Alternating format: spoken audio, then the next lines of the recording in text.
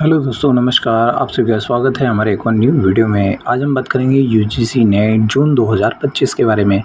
तो यहाँ पर हम कैंडिडेट रजिस्ट्रेशन कैसे करेंगे इसके बारे में हम आपसे चर्चा करेंगे। तो हम कैंडिडेट रजिस्ट्रेशन पर क्लिक करते हैं। यहाँ पर इसमें फ़ीस दे रखी है जो कि आप देख सकते हैं 1150, 600, 325 और 325 अलग-अलग कैटेगरी के हिसाब से यहाँ पर फ़ीस दी हुई है। तो यहाँ से हम आगे बढ़ते हैं, आई एग्री पर क्लिक करेंगे और क्लिक टू प्रोसेस पर यहाँ से क्लिक करके आगे बढ़ जाएंगे। तो यहाँ से हम आगे बढ़ेंगे जिसमें हमें यहाँ पर कुछ महत्वपूर्ण निर्देश पढ़ने को मिलेंगे, जिसमें यह दिया हुआ है कि आप अगर रजिस्ट्रेशन करते हैं तो आपका ही स्वयं का आधार कार्ड लगाना है, ना कि आप किसी रिश्तेदार और माता पिता का आधार लगा सकते हैं। तो यहाँ पर इस बात का ध्यान रखें कि आपको ऑप्शंस मिलेंगे, जैसे डिजी लॉकर के माध्यम से या फिर आधार कार्ड से या फिर एबीसी आईडी और पैन नंबर वगैरह वगैरह बहुत सारे अन्य ऑप्शंस हैं, पासपोर्ट वगैरह, इनसे रजिस्ट्रेशन कर सकते हैं। तो हम कोशिश करेंगे कि अपने आधार कार्ड से ही रजिस्ट्रेशन करें। जैसे ही हम आधार कार्ड नंबर डालेंगे, यहाँ पर जनरेट ओटीपी का ऑप्शन आएगा, तो ओटीपी जनरेट करेंगे। हमारा ओटीपी जनरेट हो जाएगा, वो हमारे नंबर पर आएगा, रजिस्टर्ड जो आधार से नंबर है उस पर बाद में हमारी इन्फॉर्मेशन यहाँ पर आ जाएगी, जिसमें जो आधार नंबर है हमारे वो दिखाई देंगे, नाम, डेट ऑफ बर्थ और जेंडर। इसके बाद में यहाँ हमें पर्सनल इन्फॉर्मेशन फिल करनी रहेगी। पर्सनल इन्फॉर्मेशन में हमें हमारा कैंडिडेट का नाम, father's name, mother's name, date of birth, email ID, confirm email ID, gender, mobile number, confirm mobile number, internet mobile number and nationality. Nationality का ध्यान रखना है क्योंकि इसमें एक ही है, ऑल इंडिया के लिए है, सिर्फ आप इंडियन ही आवेदन कर सकते हैं। इसके बाद में यहाँ पर आपको अपना आइडेंटिटी टाइप सेलेक्ट करना है, जो भी आप यहाँ पर लेके जाना चाहते हैं। आइडेंटिटी का जो नंबर है वो आपको फिल करना है। यहाँ पर फिर आपको प्रेजेंट एड्रेस फिल कर देना है, आपका हाउस नंबर, लोकेलिटी और सब लोकेलिटी और कंट्री एंड स्टेट एंड सब स्टेट के बाद में डिस्ट्रिक्ट और अपना पिन कोड नंबर आपको यहाँ पर फिल कर देना है। इसी प्रकार से यहाँ पर परमानेंट एड्रेस भी आपको फिल कर लेना है। अगर परमानेंट एड्रेस और आपका प्रेजेंट एड्रेस सेम है तो सेम बटन पर क्लिक कर दें, ताकि आपका दोनों का एड्रेस सेम हो जाएगा। अगर अलग अलग हैं तो आपको दोनों अलग एड्रेस फिल करना है। इसके बाद में यहाँ पर पासवर्ड बनाने का ऑप्शन मिलेगा, जिसमें आपको पासवर्ड चयन कर लेना है, आपका एबीसी स्टार वगैरह जो भी, और नंबर भी आपको यहाँ पर देना है। इसके बाद में यहाँ पर सिक्योरिटी क्वेश्चंस रहेंगे, इनमें से किसी एक को सिलेक्ट करके यहाँ पर आपको आंसर्स देना रहेगा। उसके बाद में आपको ये यहाँ सिक्योरिटी पिन नंबर जो मिला है ये आपको यहाँ पर फिल कर देना। ध्यान रखें सिक्योरिटी पिन ये सामने दे रखा है और कहीं से नहीं मिलेगा। इसके बाद में यहाँ पर फॉर्म सबमिट करने के बाद में आपको कैंडिडेट का नाम, फादर्स नेम, ये सारी चीज़ें चेक कर लेना है और यहाँ पर आई एग्री पर क्लिक करके सबमिट एंड सेंड ओटीपी पर क्लिक कर देना है। जैसे send, submit and send OTP पर क्लिक करेंगे तो हमारे जो रजिस्टर्ड मेल आईडी है उस पर एक ओटीपी सेंड कर दिया जाएगा। उस मेल आईडी पर आपको एक ओटीपी जो मिलेगा वो यहाँ पर आपको फिल करना है। फिल करके यहाँ फिर वापस कैप्चर कोड फिल करके वेरीफाई पे क्लिक कर देना है। जैसे ही आप वेरीफाई पे क्लिक करेंगे तो आपके मेल आईडी पर एक आईडी पासवर्ड चला जाएगा। वो आईडी पासवर्ड आपको यहाँ पर जब लॉगिन करेंगे तो आपको फिल करना है एप्लीकेशन नंबर और पासवर्ड के तौर पे, और यहाँ पर से आप अपना एप्लीकेशन लॉगिन कर लेंगे। लॉगिन करने के बाद में आपको रजिस्ट्रेशन डिटेल फिल करी मिलेगी, एप्लीकेशन आपको फिल करना है और फीस पेमेंट करना है। तो यहाँ पर कुछ स्टेप्स हैं कैसे करना है आपको पूरा, तो यहाँ पर हम आपको एक एक करके बताएंगे।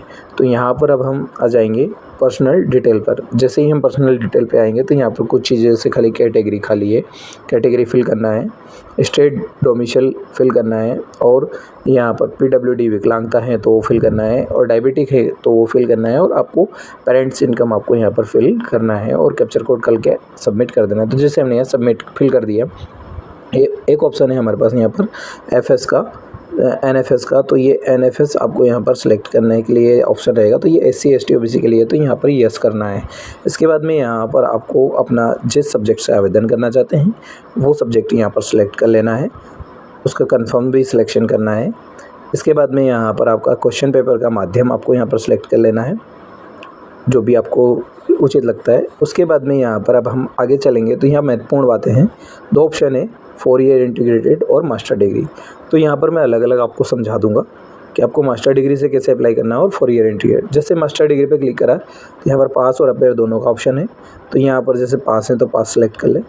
यहाँ पर ईयर ऑफ क्वालिफ़िकेशन, इसके बाद में यहाँ पर आपका जो सब्जेक्ट आप जिससे करना चाहते हैं मैं पहले आपको बता देता हूँ, और इसके बाद आपने जिससे क्वालिफ़ाई किया होगा वो सब्जेक्ट। इसके बाद में यहाँ पर क्वालिफ़ाइंग एग्जामिनेशन फॉर्म कहाँ से आपने किया हुआ है, और यहाँ पर रिज़ल्ट में जैसे आपका अपेयरिंग में रहेगा तो आपको यस करना है, और आप पास कर चुके हैं तो आपको यस करने की ज़रूरत नहीं रहेगी। और क्वालिफ़िकेशन एग्ज़ामिनेशन का स्टेट जो रहेगा, यूनिवर्सिटी जो आपकी रहेगी वो उसका नाम आपको यहाँ पर सिलेक्ट कर लेना है। अब दूसरी बात यहाँ पर जैसे अवेटेड में सिलेक्ट कर रखा है तो यहाँ हमें कुछ ऑप्शंस खुलेंगे कि आपका रिज़ल्ट कब आएगा, तो ये ऑप्शन भी आपको यहाँ पर सिलेक्ट करना है। उसके बाद कैप्चर कोड डाल के आगे बढ़ना है। तो जैसे यहाँ पर मैंने फिल कर दिया है ये मास्टर, और अब 4 ईयर इंटीग्रेटेड के हिसाब से आपको मैं बता देना चाहता हूँ। 4 ईयर इंटीग्रेटेड में भी सेम रहेगा। अब 4 ईयर इंटीग्रेटेड में मान लो किसी ने चौथे साल में पिछली बार ही एडमिशन लिया है, तो उसका रिज़ल्ट कब तक आना, 2026 में आना है कि 25 में आना। 25 में तो रिज़ल्ट आ नहीं सकता, अगर उसने 24 में एडमिशन लिया है तो 25 में रिज़ल्ट आएगा नहीं, 26 में रिज़ल्ट बनेगा। तो उस हिसाब से यहाँ पर अगर उससे पहले पास कर लिया तो पास का ऑप्शन सेलेक्ट करके आप यहाँ पर आगे बढ़ सकते हैं। जो बाकी की डिटेल आपको पहले ही बता चुका हूँ कि कैसे फिल करना है। फिर भी अगर आपको किसी प्रकार का कोई डाउट लगता है तो आप हमें कमेंट कर पूछ सकते हैं, हम आपकी पूरी सहायता करेंगे।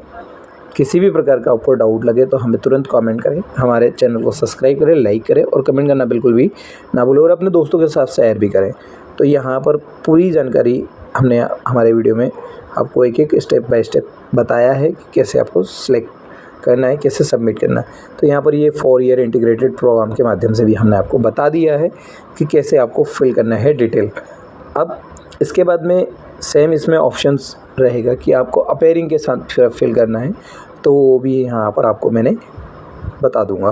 तो जैसे यहाँ पर अपेयरिंग का ऑप्शन है, अपेयरिंग के ऑप्शन पे क्लिक कर दिया। अपेयरिंग के ऑप्शन पे क्लिक करने के बाद में यहाँ पर हम अपेयरिंग पासिंग ईयर, ये हमारे पास 3 ऑप्शन खुलेंगे, 24, 25, 26। मतलब आप अपेयरिंग हैं तो किस ईयर में आपका रिज़ल्ट आना है, आप किस ईयर के हिसाब से आप अपेयरिंग हैं। तो यहाँ पर आपका रिज़ल्ट का मोड यहाँ पर एक ऑप्शन रहेगा जिसमें यस करना रहेगा। ये जो whether result of year awaited, मतलब आपका रिज़ल्ट वेटिंग में। अगर नो कर देंगे आप तो यहाँ पर आपका आवेदन नहीं कर पाएंगे, तो आपको यस ही करना है। अगर आप अपेयरिंग चुनते हैं तो कैप्चर कोड फिल करके और 7 नेक्स्ट कर देना है। इसके बाद में यहाँ पर आपको दूसरा एडिशनल डिटेल का ऑप्शन मिलेगा जिसमें पीएचडी का ऑप्शन है। अगर आपने पीएचडी में एडमिशन लिया है तो यस करें, नहीं तो नो कर सकते हैं। नेक्स्ट ऑप्शन है यहाँ पर कि आपने जो मास्टर डिग्री है वो 19 सितंबर 1991 से पहले अगर कर ली है तो यस करें, नहीं तो जितने भी बाद में मास्टर डिग्री किए हुए हैं उनको यहाँ पर यस करने की ज़रूरत नहीं है, नो कर ही आगे बढ़ना है। इसके बाद में यहाँ रिसर्च एंड एग्जामिनेशन, क्योंकि यहाँ पर बहुत सारा कंफ्यूज होता है लोगों को कि 19 सितंबर 1991 क्या है। भाई आपने अगर इससे पहले क्वालिफ़िकेशन कर लिया है तो यस करना है, नहीं तो नो करना है। रिसर्च एंड एग्जामिनेशन का यहाँ पर स्पेशलाइजेशन, यदि आपने किसी सब्जेक्ट से रिसर्च किया है तो यस करें, नहीं तो नो कर सकते हैं। इसके बाद में यहाँ पर whether you processing research in the subject after program PG के दौरान आपने यदि रिसर्च किया है तो यहाँ पर यस करें, नहीं तो छोड़ दीजिए। इसके बाद में यहाँ पर आपका एक्स सर्विसमैन है तो यस करें, नहीं तो नो कर दीजिए। इसके बाद में आपको कैप्चर कोड फिल करना है और आगे बढ़ जाना है। इसके बाद में यहाँ पर नेक्स्ट प्रोसेस क्या रहेगी ये आपको यहाँ पर बता दें। इसमें आपको नेक्स्ट प्रोसेस में एग्ज़ाम सिटी सेंटर चुनना है। तो अप्लाई फॉर, अब आपके पास आपने जो असिस्टेंट प्रोफेसर पे कौन ही अप्लाई कर सकता है, जिसकी 35 से ऊपर एज। अगर तीनों में अप्लाई करना है तो जो 30 एज का ऑप्शन से क्राइटेरिया है यहाँ पर 30 साल की, मतलब 30 साल की एज तक यहाँ पर आवेदन हो सकता है, वो भी SC ST। और उन लोगों को यहाँ पर एक्स्ट्रा रिलैक्सेशन मिलेगा, जिसका कि मैं आपको यहाँ पर बता देता हूँ। जैसे दिया हुआ है कि 1/6/2025 के अकॉर्डिंग आपको यहाँ पर 30 वर्ष का होना चाहिए।